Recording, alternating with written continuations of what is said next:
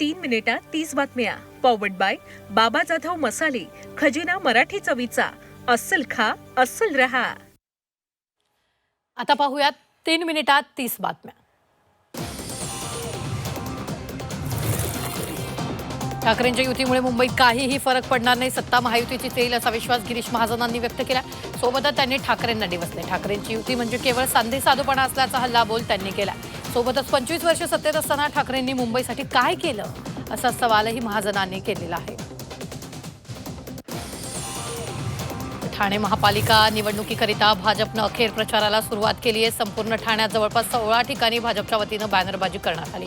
नमो भारत नमो ठाणे या शीर्षकाखाली हे बॅनर लावण्यात आले.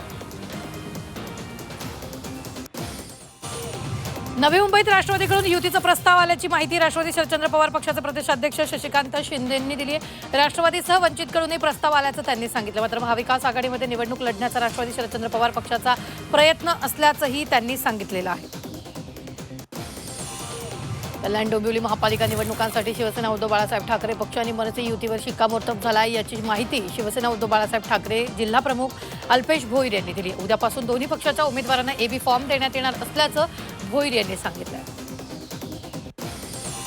भाजप आणि शिवसेना नेत्यांची मुंबई महानगरपालिका निवडणुकीच्या जागा वाटपासाठी रंगशारदा इथं बैठक घेण्यात आली. बैठकीला भाजपकडून मुंबई अध्यक्ष अमित साटम, आशिष शेलार, प्रसाद लाड, प्रवीण दरेकर आणि अतुल भातखळकर उपस्थित होते. तर शिवसेनेकडून उदय सामंत आणि राहुल शेवाळे उपस्थित आहेत. आज जागा वाटपाचा तिढा सुटण्याची शक्यता आहे.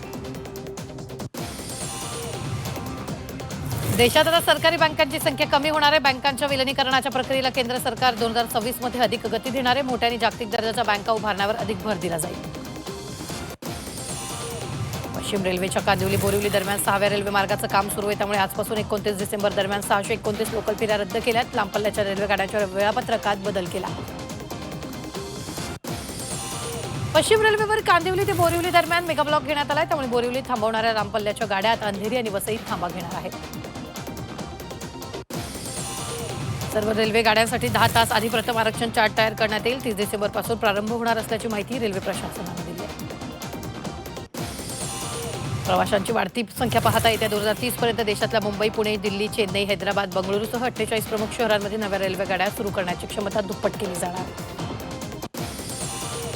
नववर्षाच्या पार्श्वभूमीवर मद्यपी वाहन चालकाविरुद्ध कडक कारवाईचे आदेश पोलीस आयुक्तांनी दिलेत. आगामी महापालिका निवडणूक, कोरेगाव भीमा विजय स्तंभ अभिवादन सोहळ्याच्या पार्श्वभूमीवर पोलीस आयुक्तालयात बैठक पार पडली.